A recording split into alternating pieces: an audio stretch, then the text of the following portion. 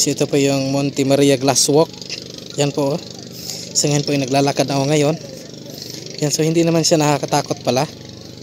Pero iwan ko lang kasi may mga tao talagang may fear of heights, pero ako naman hindi naman ako natatakot dito. Yan o. Makapal naman yung salamin niya. Makapal at malaki.